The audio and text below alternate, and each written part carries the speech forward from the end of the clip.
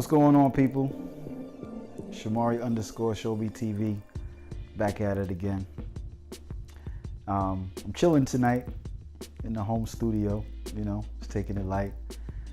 I figured I'd make another episode of Shomari Speaks His Mind. I really enjoyed making the last episode. If you haven't had a chance to see that, the link is in the description below, so go check that out. On that episode of Shomari Speaks His Mind, I spoke about the most recent Pusha T battle against Drake, which happens to be over. If you guys haven't been keeping up with it, we heard Jay Prince on an interview talking about, anyway, the battle's over. Jay Prince saved the day, and Drake, he got away with not responding. And I also spoke about Roseanne on the second episode of Shomari Speaks His Mind. So anyway, I'm back with a third installment of Shomari Speaks His Mind. I definitely appreciate you guys coming on and taking time out to watch the Showbe TV YouTube channel. I hope you guys are following me on Instagram as well, Shomari _ Showbe TV. And also, like us on Facebook. I'm Showbe TV on Facebook. But this episode of Shomari Speaks His Mind, I'm talking about some of my favorite dancehall artists. Actually, some of my favorite dancehall artists, coincidentally, have in recent years run into some difficulties with the law. So, once again, welcome. Shomari Speaks His Mind. This is episode 3. So the 3 dancehall artists that I'm talking about are Buju Banton, Ninjaman, and Vybz Kartel. Now, Vybz Kartel seems to be everybody's favorite artist. My actual favorite dancehall artist from back in the days, the first one was Ninjaman. I like Ninjaman more than I liked anybody else. One of the main reasons why I like Ninjaman is because he had the ability to go on stage, and he was a clash artist. He made songs as well, but he was known for clashing at Sting and on records and things like that. Clashing means it's just a Jamaican term for battling. But I liked him a lot because what he would do is he would go to stage shows and he would clash other artists, battle other artists, and he would make up the lyrics on the spot. So he would actually battle, but be freestyling, and he would kill. Anybody that he came up against, he killed. He had several battles. He battled a whole bunch of big time artists. The first one that comes to mind is the battle he had with Shabba Ranks. Now this is back in I'm thinking it's back in the 80s or maybe the early 90s. It might even be the 80s. These are when these 2 artists were prominent and at the top of their game. But anyway, Shabba Ranks was big. He was a big international reggae star. He actually won a couple of Grammys. But Ninjaman battled him back in Jamaica, back in the days, and Ninjaman, of course, killed him. But they used to have a relationship, Shabba Ranks and Ninjaman. And then, I guess when entertainers get into the business, they come in with people that they know from around the way, and then money get involved, and then shit happens. But anyway, Shabba Ranks and Ninjaman had a battle, and don't mind you, it's always entertainment. So it's never like they would see each other in the street and they got beef. It's always entertainment. So Shabba Ranks had a battle with Ninjaman, and Ninjaman killed him. The next battle that I could think of that Ninjaman had that was notorious was the battle that he had with Supercat. Man, I think that was at Sting as well. He murdered Supercat, no question. He murdered Supercat, and I think that the lyrics were. I'm not sure. I doubt that they were on the spot. Either way, it was, slaughter. Supercat did his thing, but he couldn't keep up with Ninjaman. Coincidentally, Supercat is one of the artists that brought Ninjaman into the business. And if you saw that clash, you saw them making references to the father have to kill the son and the teacher kill the student, that kind of thing. So that was an interesting battle as well. And then there was a notorious battle with Ninjaman and Vybz Kartel that actually became violent. And Vybz Kartel and his crew put hands on Ninjaman, and he got a little bloody. So that was crazy as well. But anyway, going back to my childhood, Ninjaman was one of my favorite artists. He was actually my favorite artist. And I used to really enjoy watching his stage shows. He had a lot of stage shows. He used to perform all over Jamaica. He used to travel overseas to perform as well. Anytime he would travel overseas and then come back to Jamaica, there was always a big stage show that welcomed him home. And he always had new lyrics for the crowd.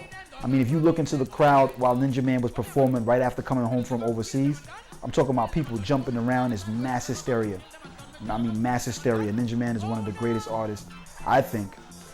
And, you know, Buju Banton was always one of my favorite artists as well. You know, I followed Buju Banton from when he was not Rasta all the way up until, you know, his most recent run-in with the law, as I mentioned. So Buju Banton he started out, I mean, he was really a versatile artist, just like Ninjaman and just like Vybz Kartel. Buju Banton was able to write lyrics about, you know, he write lyrics for the girls. He write, you know, lyrics for the guys, gunman, badman tune. He wrote lyrics, conscious lyrics as well, you know, Rasta lyrics. So he really had everything, a little something for everybody. And his career started, I think, in the early 90s. Probably, I mean, it's probably started before that, but I probably started knowing about him in the early 90s. And then Buju started turning Ras, and his career kind of took off. He's like an international star. So I used to follow Buju Banton. Back in the days, he caught heat for that song. I mean, a lot of Jamaican artists catch heat, but Buju Banton specifically caught heat because he was a big artist, and he created that song called Boom Bye Bye, where he was talking about physically assaulting and killing homosexuals, which, you know, it's probably not a good thing to do. But in the Jamaican culture, that's how Jamaican people are raised. You know what I mean? And that is just kind of like part of the way people grew up in Jamaica, where homosexuality was looked down upon. And people in Jamaica that were homosexuals back in the days, not so much now. Then again, I don't know. I haven't been to Jamaica in a while. Somebody who, if you've been to Jamaica recently and you know about what's really going on, leave a comment below and talk about the status, you know, the status, whatever that word is. As you guys know, with these Shomari Speaks His Mind videos, it's all one take. So if we fumble, we keep it going. But like I was saying, if you're from Jamaica and you know what's going on in regards to the homosexual community, back in the days, they used to get, you know, beat up, killed. Leave a comment below and let me know if that's changed. Are they still being assaulted in the street, or is it a little bit more accepted than it was back in the days? But anyway, like we was talking about, Buju created that song, Boom Bye Bye. So he really got a big fight from the LBGT. I think that's what you call it, right? The LBGT community. And, you know, he got a bunch of shows canceled and people, you know, banning him from certain countries. So, you know, you got to imagine that would affect a man's livelihood.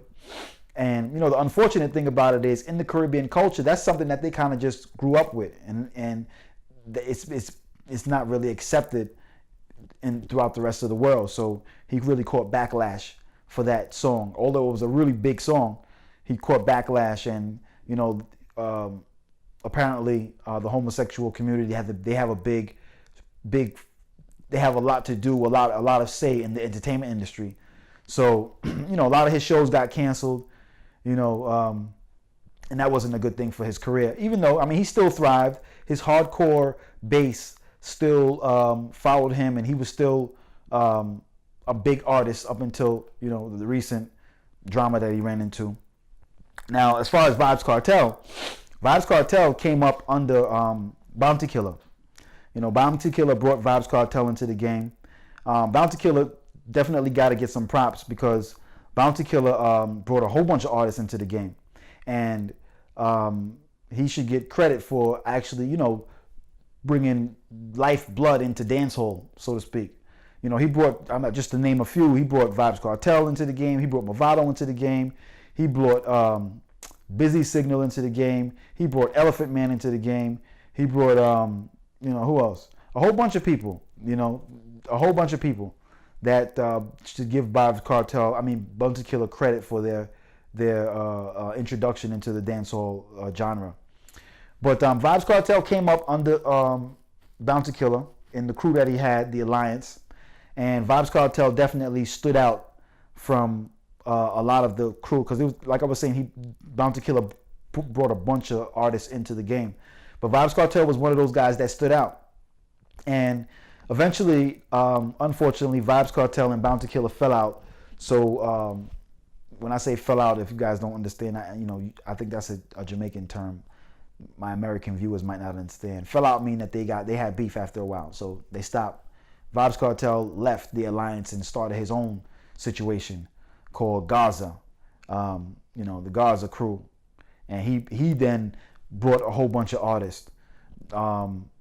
Some of the big ones that actually went on to have their own careers: Popcorn, Tommy Lee. So Vybz Kartel was also one that was influential in dancehall. After he left Bounty Killer, he kind of did what Bounty Killer did in regards to bringing new artists and bringing new lifeblood into dancehall and allowing people to start careers under his banner. So Vybz Kartel was definitely always a very talented artist. Once he got on his own and left Bounty Killer, he kind of grew into his own, and he really understood how to market himself, and he understood that controversy sells. So he definitely did things that kept the attention on him, whether it was positive attention or negative attention. He definitely kept his name in the media. He kept his music was always hot. So he was always like a #1 DJ, no matter what. He was always #1.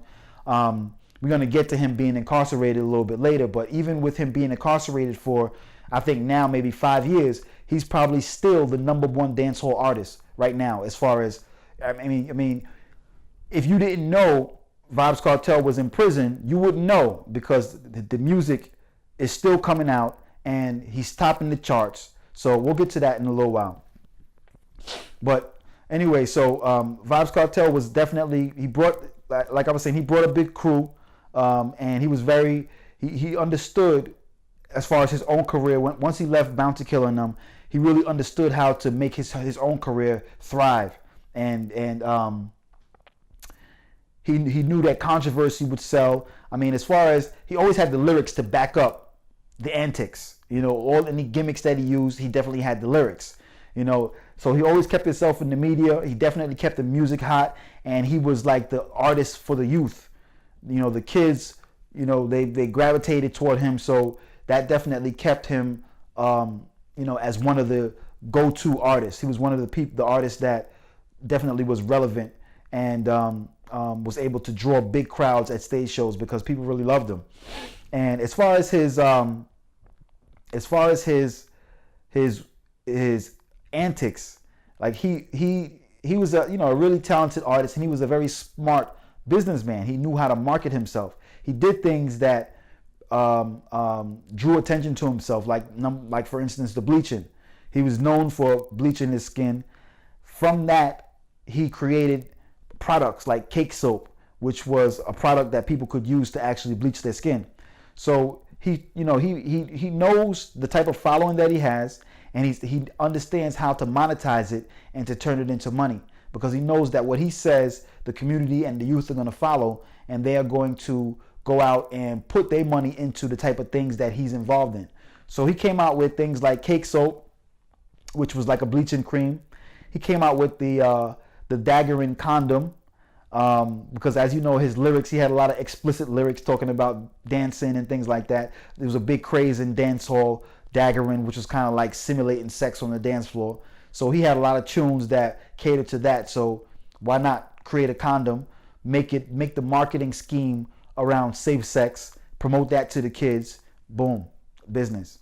He also had Street Vibes Rum, which was alcoholic beverage that he came up with. So from his musical career, he understood how to leverage his celebrity and how to leverage his brand to be able to create products to offer that to his already, his people that were already his base, people that already following him anyway because they enjoyed his music so much. So now you put the products that you're selling in the music. What do you think is going to happen? People are going to go out and they're going to buy that stuff. So those are the three artists that we're talking about today on Showbeat TV. Shomari Speaks His Mind. We got Ninjaman. We got Bounty Killer. No, I'm sorry. Excuse me. Like I said, we don't edit these videos. Bounty Killer still got props because Bounty Killer. Check out the timeline though. Ninjaman actually brought Bounty Killer into the business. He was one of Bounty Killer's, big homies. And Bounty Killer brought Vybz Kartel into the business. So if you see the cycle, I guess it's not even something to edit out. It's worth mentioning because each one was responsible for the next one coming about.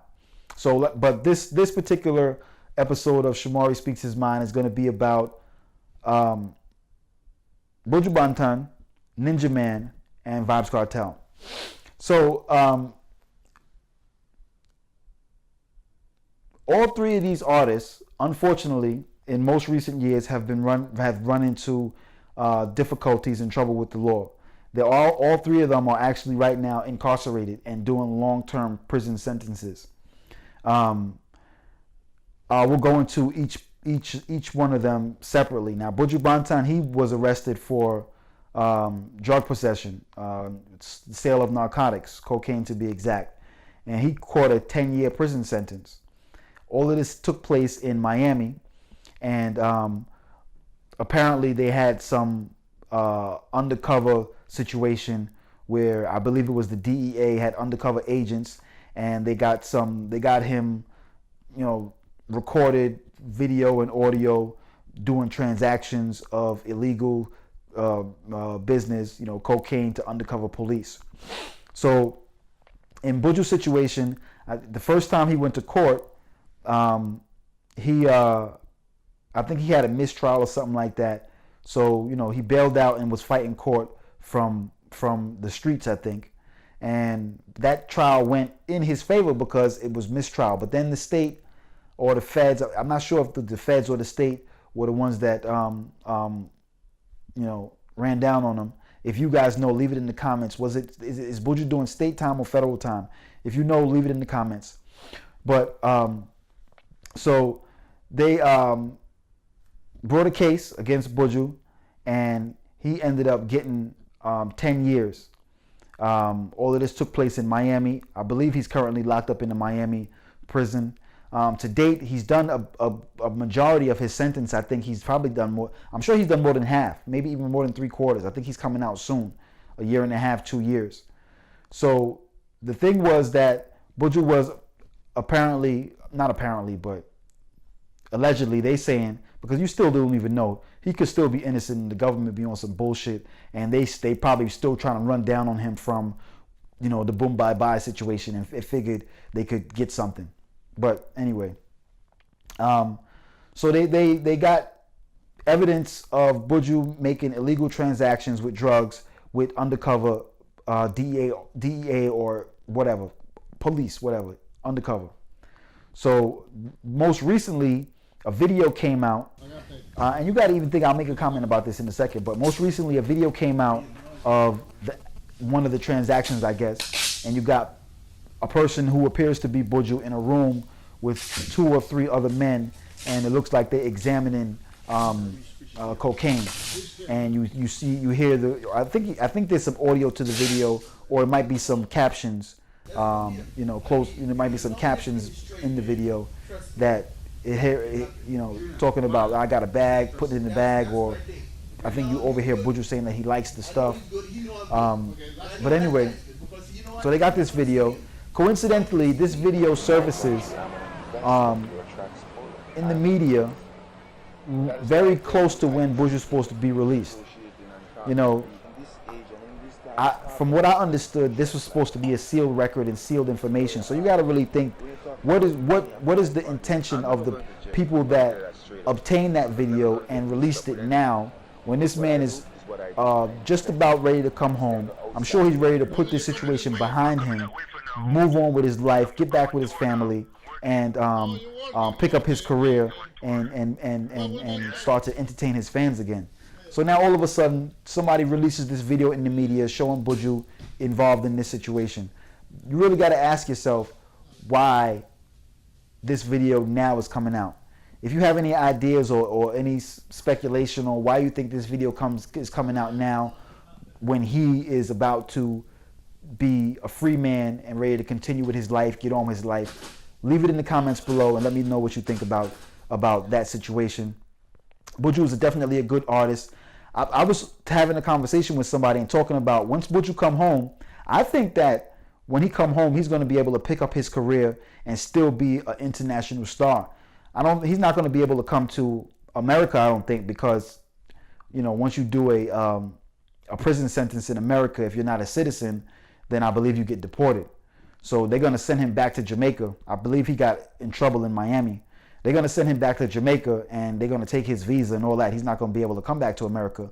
But I believe he still will be able to travel to other countries around the world as long as they don't not accept him into their country. So he'll still be able to pick up his career and be an international star. I mean, a lot of places, the money in other countries, the money is better than American money for a Jamaican artist anyway, I think. But either way, money internationally is going to be more money for him than making money in Jamaica alone, because Jamaican money is not really worth much. So with him being able to still travel and tour outside of his home island, Jamaica, and to different parts of the country, he'll still be able to pick up his career and, you know, and make some money, support his family, move on with his life. This is just a small setback for a major comeback. Buju is definitely gonna, I'm sure his fans are waiting for him. When he come home, it's gonna be a big welcome home concert in Jamaica, I'm sure.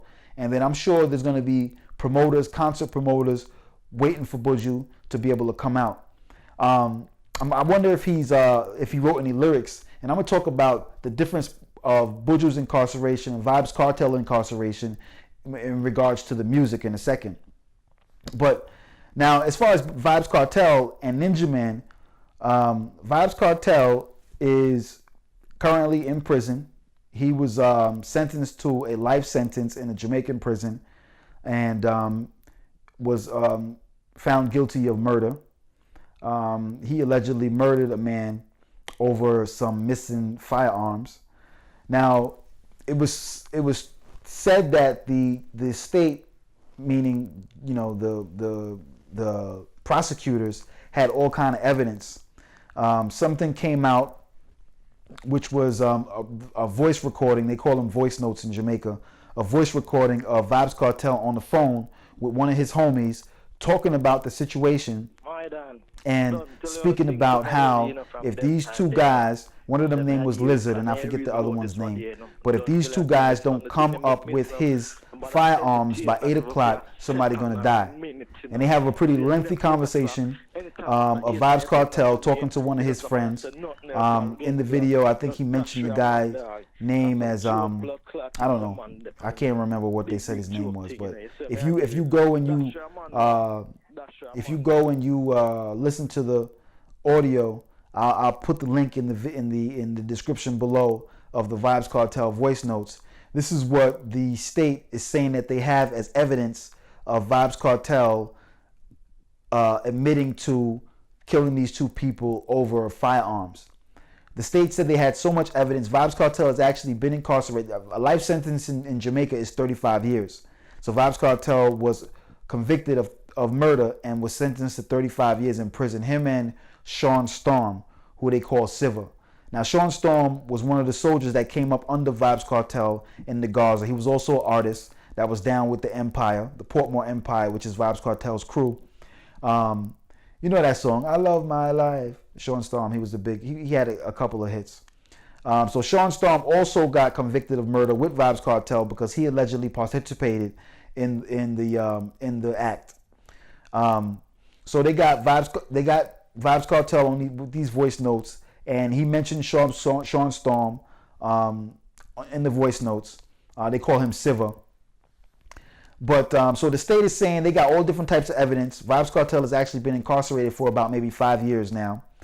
You wouldn't notice that Vybz Kartel was incarcerated because he's still making music. So he's in prison, which is a great thing. I think that is really great. I think that's probably the main difference between Buju Banton and Vybz Kartel. Buju Banton having served his sentence in America, in Miami. I think that's where he was. He might have been moved around. But Vybz Kartel was able to record in Jamaican prison. Buju Banton not been able to record. So Vybz Kartel, it would appear that he hasn't even missed a step. It's like if you didn't know he was in prison, you wouldn't even know based on the music, because it's been consistently coming out. It's been consistently topping the charts, and you really haven't really missed him musically because he's been around. I mean, Vybz Kartel got Instagram pages, he got Facebook pages, and they current. You got all kinds of, you see him liking videos and liking posts. I'm not really sure if Vybz Kartel himself is operating his Instagram page from prison. Probably somebody who is responsible for his business. His wife Shorty, I believe, runs his situation while he's in prison. So Vybz Kartel it's like he's in prison, but as far as his career has not stopped. And you think about Buju Banton, the difference with Buju Banton is, I think that if Buju Banton was able to record music while he is locked up, then I definitely think that he would be just as relevant and just as in the public eye as Vybz Kartel is right now, because Buju got a real strong following. He got a real good fan base, and he's definitely a lyrical and talented artist. So I think if he had the opportunity to record while he was in prison, we would get the same type of energy, passion, and consistency that we're getting from Vybz Kartel. Hopefully when Buju get out, we're able to get some music. Hopefully he's writing in there. I don't know how that would, I'm not really sure. When you think about it, if he's in prison, I mean, what kind of inspiration is he getting? I'm sure people are visiting him and he's getting all different types of fan letters and fan mail. But when he come home, if he hasn't been writing, I'm sure he's going to start right away, because that's what he is. He's an artist. So he's going to get back in the game. I hope. So like I was saying, that's a bit of the difference between Vybz Kartel's situation and Buju Banton's situation. Buju Banton doing his time in an American prison, so he's not really able to record any music. Vybz Kartel doing his time in a Jamaican prison, and he really hasn't skipped a beat. I think he got locked up in 2014, and he's been putting out music ever since. So it's been really good for him. And I believe once he comes home, he as well, just like Buju Banton, is not going to be able to come to, well, Vybz Kartel couldn't come to America before anyway because he didn't have no visa. So it ain't going to be no difference for him. Hopefully the other countries around the world will still accept him and allow him to still travel and tour and be able to, make some money outside of Jamaica as well. So unfortunately, Vybz Kartel is in prison right now, and he was convicted of murder for killing somebody named Lizard over some firearms. Initially, they came out with all of this evidence, and it seemed like, like they was going to have him dead to rights, and they actually convicted him, and he got 35 years. But as you know, Vybz Kartel is a fighter, so he didn't lay down and just give up. He has attorneys working on his case, and they've been working on his case. And it's said that this coming July, right now we're in June. Right now it's June 10th. But they said that in this coming July, he's going to be granted a new trial. I strongly believe that Vybz Kartel's coming home. So I think that because now what's coming out is his attorneys, they've been working diligently, and it's coming out that there's been holes in the case that the state has brought against him. They're trying to say that the voice notes could be manufactured. They're trying to say that a lot of things that the state has brought and what they said had to be evidence was manufactured and not really true. So they're saying that he has a really strong chance of beating this case and coming home. Hopefully that's the case. Now, as far as Ninjaman is concerned, Ninjaman has been locked up. He just got locked up recently, and he's also in prison for murder. And I believe he also got 35 years. I don't really know the particulars of Ninjaman's case. If you have been following Ninjaman's situation, then leave something in the comments. Let me know what the situation is. I believe that he was involved in a situation with I think one of his sons and a couple of other people, somebody got killed. He got caught up in it, and they got convicted, and now he's in prison. Ninjaman, like I was saying, he's one of my favorite artists, and I definitely really I loved him coming up. In the later years, you know, he got caught up in drugs and stuff like that. I stopped following him after a while. But when he was the Don Gargan, Gorg Teeth, Front Teeth, Gun Pun Teeth, you know, when he was back in them days when he was clashing everybody, when he was clashing Super Cat, when he was clashing Shabba Ranks, when he was clashing everybody and killing them with freestyles in front of thousands of people, that's when he was the man. After a while, when the drugs started taking, you can actually even see it in his appearance. He started kind of going downhill. I think he still had the lyrical prowess, and he was still a good artist, but I kind of just stopped following him after that. So he recently got convicted of murder, unfortunately. So I'm not really sure the particulars of Ninjaman's case. I'm not really sure what's going to happen in his situation. But hopefully he, you know, something happens and something turns around for him and he's able to come out. I know for a fact that Vybz Kartel is going to be looking at a new trial. Hopefully, that's what's being said in the news. He's going to be looking at a new trial this coming July, which is less than 30 days away. And Buju Banton has served most of his sentence, so he'll be coming home in a year or two, and we'd be looking forward to welcoming him home and getting his music back out there and getting people able to enjoy his creativity. So, you know, those are my three favorite artists: Buju Banton, Ninjaman, and Vybz Kartel. Unfortunately, they are facing some tough times in their lives right now. I mean, if you actually, when you go on social media and you look at Ninjaman, not so much Buju Banton. Buju Banton been low key since he's been locked up. I mean, I think so anyway. But when you go on Vybz Kartel social media and when you go on Ninjaman social media, these guys is dressed up. They got on all kind of clocks and nice clothes, white pants, white shirts, like they out in the streets. They are dressed up to the T like they going out to the dance hall, but they locked up. So I'm like, yo, I guess they have, you know, it's good being an entertainer because they are able to get certain privileges in prison, but their Instagram accounts really show like they are living the life. You know, they got nice clothes on. They're in prison with sunglasses on and jewelry. I'm sure they're eating pretty good food. I'm not sure. I hope. But you would imagine that if they got new clothes on and new shoes on and look like they out in the streets, then food is probably not a problem. Vybz Kartel is married, so he probably having sex and everything, which is a blessing for him. So, you know, this is a real quick episode of Shomari Speaks His Mind. I want y'all to all say a prayer for each one of my artists, Buju Banton, Vybz Kartel, and Ninjaman.